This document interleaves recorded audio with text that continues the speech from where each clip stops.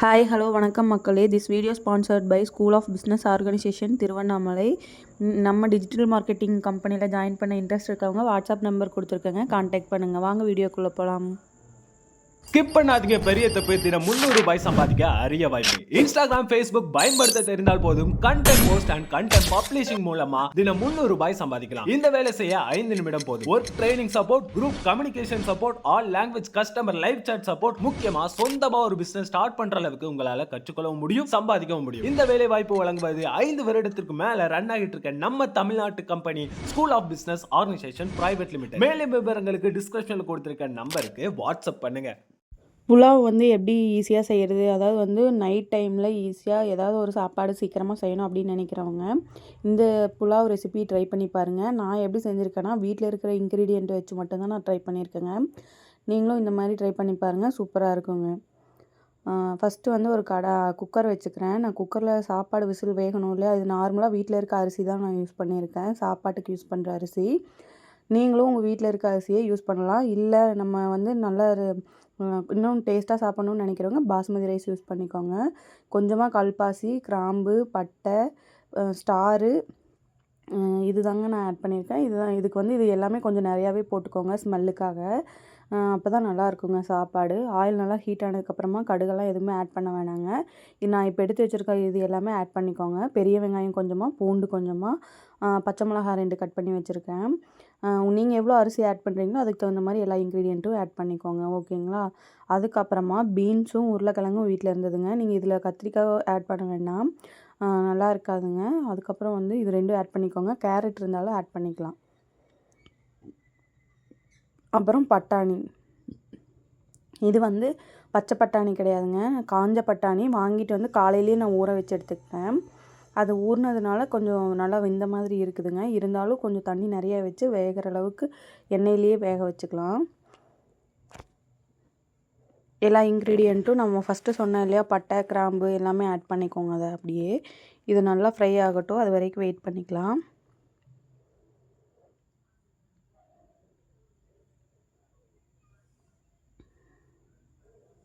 Low ஃப்ளேமில் வச்சு கருக விடாமல் நல்லா செவக்க வறுக்க விடுங்க.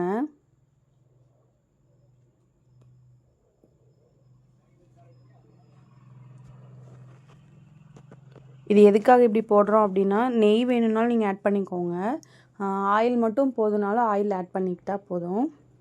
நெய் விட்டிங்கன்னா கொஞ்சம் மணமாக நல்லா இருக்குங்க. குழந்தைங்களுக்கு கொடுக்குறதா இருந்தாலும் ரொம்ப ஹெல்த்தியாக இருக்க மாதிரி இருக்கும். இது எல்லாமே நல்லா வதங்கட்டும். பூண்டு எதுக்காக சேர்த்துனேன் அப்படின்னா, உருளைக்கிழங்கு ஆட் பண்ணுறேன். நைட் டைமுன்றதுனால பெரியவங்களும் இதை சாப்பிடுவாங்க. அம்மா இருக்காங்க, அப்பா இருக்காங்க. ஸோ அதனால் கொஞ்சம் வயசானவங்க, அதனால் நான் அதை வேணான்னு ஸ்கிப் பண்ணிக்கிட்டு பூண்டு மட்டும் ஆட் பண்ணியிருக்கேன். இஞ்சி நல்லா தட்டி ஆட் பண்ணிக்கலாம்.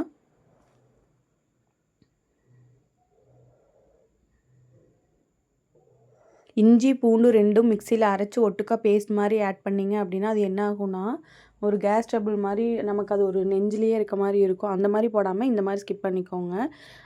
இந்த மாதிரி ஆட் பண்ணிட்டிங்கன்னா நல்லாயிருக்கும்.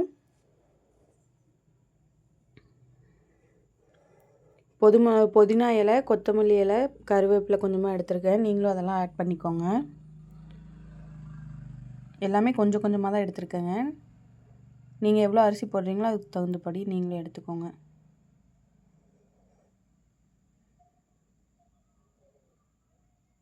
நல்லா பரட்டி விட்டுக்கலாம். இது நல்லா வதங்கட்டுங்க. இதை எண்ணெயில் ஆட் பண்ணுவாங்க ஒரு சிலர். எண்ணெயில் போட்டிங்கன்னா அது ஒரு மாதிரி மொறுன்னு ஆன மாதிரி ஆயிரும். ஆனால் அதோட மனமும் டேஸ்ட்டும் அதில் அதிகமாக இருக்காதுங்க. இந்த மாதிரி வதக்கும்போது பச்சை வாசம் போயிடும். ப்ளஸ் அதோட டேஸ்ட் அதுக்குள்ளேயே தாங்க இருக்கும். இஞ்சி தட்டி எடுத்துருக்கேன், தோல் சீவிட்டு. நீங்களும் இந்த மாதிரி தட்டி எடுத்து ஆட் பண்ணிக்கோங்க.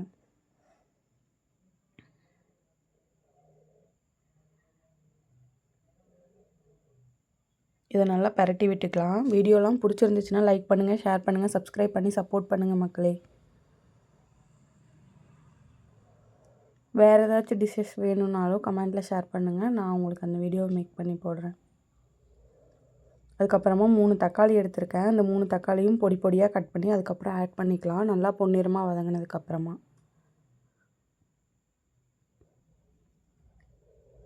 இந்த மாதிரி நல்லா வதங்கிட்டுங்க. அதுக்கப்புறம் தக்காளி ஆட் பண்ணிக்கலாம்.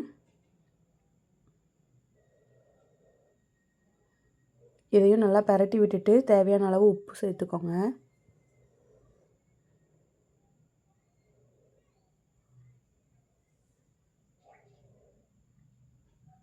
இதையும் நல்லா பெரட்டி விடுங்க.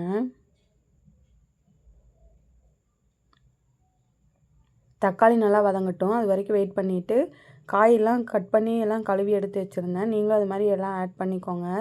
பட்டாணி சேர்த்துட்டு நல்லா வேக விடுங்க எண்ணெயிலேயே. எதுக்காகனா பட்டாணி அரிசி வெந்துடும் சீக்கிரமாக, பட்டாணி கொஞ்சம் சீக்கிரமாக வேகாது, அதுக்காக சொல்கிறேன்.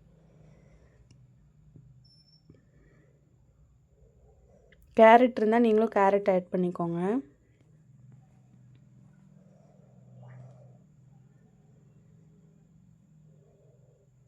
இது நல்லா வதங்கட்டும், வேகட்டும், அது வரைக்கும் வெயிட் பண்ணிக்கலாம்.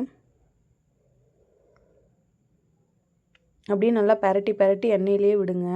அப்புறமா ரொம்ப அடி பிடிக்கிற மாதிரி இருந்துச்சுன்னா நெய் வேணுன்னா சேர்த்துங்க, இல்லைனா ஆயில் வேணுன்னா கொஞ்சம் ஆட் பண்ணிக்கலாம்.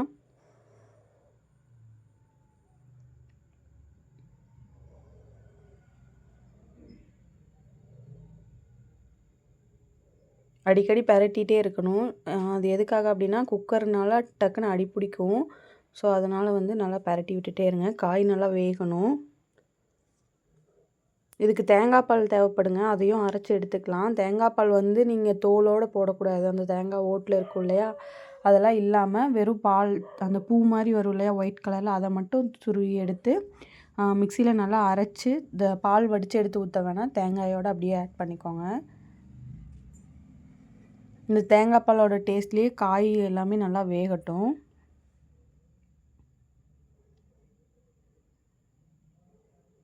தண்ணி எவ்வளோ ஊற்றுறீங்களோ அதை அளந்து எடுத்துக்கோங்க. அதாவது வந்து தேங்காய் பால் தண்ணியிலேருந்து எல்லாமே அரிசிக்கு தேவையான அளவு, அதாவது 1 டம்ளருக்கு 2 டம்ளர் தண்ணி வைப்பீங்க இல்லையா, அந்த கணக்குப்படி தேங்காய் பாலையும் 1 டம்ளராக கணக்கு எடுத்துக்கோங்க. இது நல்லா கொதிக்கட்டும். காயும் வேகணும், ப்ளஸ் பச்சை வாசமும் போகணும்.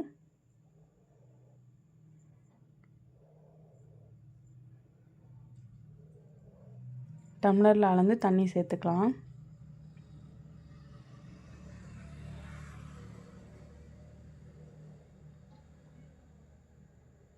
ரைஸ் எந்த அளவுக்கு என்ன பக்குவத்தில் நீங்கள் வேக வச்சு எடுப்பீங்களோ, அதாவது 3 விசில் 4 விசில் விடுவீங்களா, அந்த மாதிரி அரிசி தண்ணி கொதித்ததுக்கப்புறமா அரிசி ஆட் பண்ணிக்கோங்க.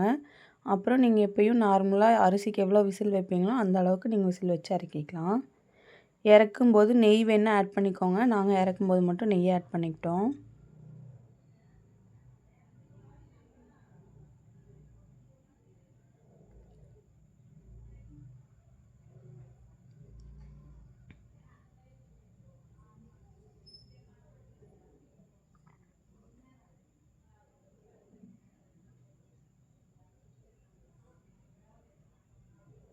பட்டாணி வந்து இந்த பால்லையே நல்லா வேகட்டும். இந்த புலா ரைஸ் வந்து சூப்பராக இருந்ததுங்க. நீங்களும் ட்ரை பண்ணிவிட்டு எப்படி இருந்துச்சுன்னு கமெண்ட்டை ஷேர் பண்ணிக்கோங்க. இப்போ கொஞ்சமாக காரத்துக்கு வரமிளகாத்தூள் ஆட் பண்ணியிருக்கிறேன். கொஞ்சமாக கரம் மசாலா ஆட் பண்ணியிருக்கேன். அவ்வளோதாங்க. உங்களுக்கு எவ்வளோ தேவையான காரம் வேணுமோ அதுக்கு தகுந்த அளவுக்கு இது 2 மசாலாவும் நீங்கள் ஆட் பண்ணிக்கலாம்.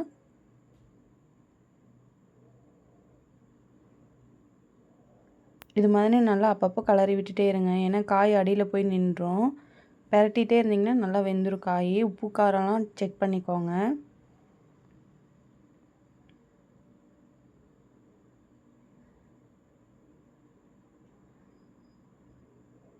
வீடியோஸில் ஏதாவது நீங்கள் இதெல்லாம் ஆட் பண்ணுங்கள் இன்னும் நல்லாயிருக்குன்னு உங்களுக்கு யாராவது புலாவில் ரொம்ப எக்ஸ்பீரியன்ஸாக இருக்கவங்க இருந்தீங்கன்னா கண்டிப்பாக கமெண்ட்டில் ஷேர் பண்ணுங்கள், நானும் கற்றுக்குறேன். தண்ணி நல்லா கொதிக்குதுங்க, நான் அரிசி ஆட் பண்ணிக்கிறேன். பட்டாணி 3/4 பதம் வெந்தால் போதுங்க, அதுக்கப்புறம் நீங்கள் அரிசி ஆட் பண்ணிக்கலாம். அரிசி போடும்போது தண்ணியோடு போடக்கூடாதுங்க, தண்ணி நல்லா வடிச்சிட்டு ட்ரை பண்ணிவிட்டு அதுக்கப்புறமா போடுங்க.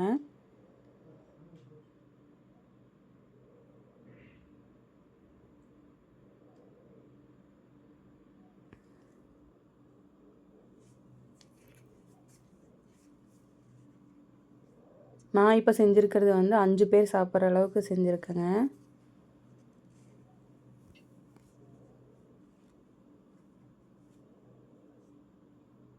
நல்லா சாப்பிட்றவங்களா இருந்தால் இந்த சாப்பாடு 5 பேர் சாப்பிட்லாம். மீடியமாக தான் சாப்பிடுவோம் அப்படின்னா நீங்கள் 7 பேர் தாராளமாக சாப்பிட்லாங்க. இந்த சாப்பாடு அளவாக இருக்கும்.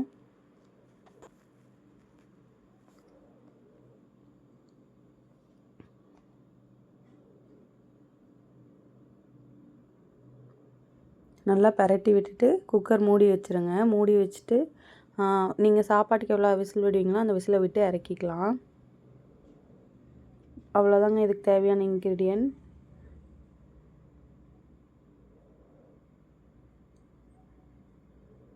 விசில் விட்டு இறக்கியாச்சுங்க.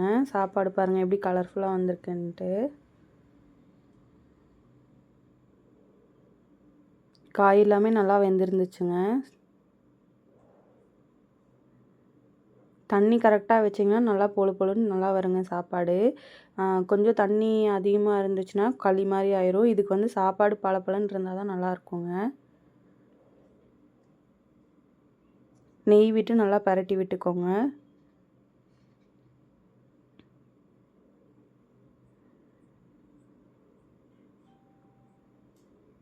நெய் சேர்த்துறது வந்து நிறையா சேர்த்துக்கோங்க. அப்போ ஸ்மெல்லோட நல்லாயிருக்குங்க. வீடியோ பிடிச்சிருந்தா லைக் பண்ணுங்கள், ஷேர் பண்ணி சப்போர்ட் பண்ணுங்கள் மக்களே. தேங்க்யூ. பாய் பாய்.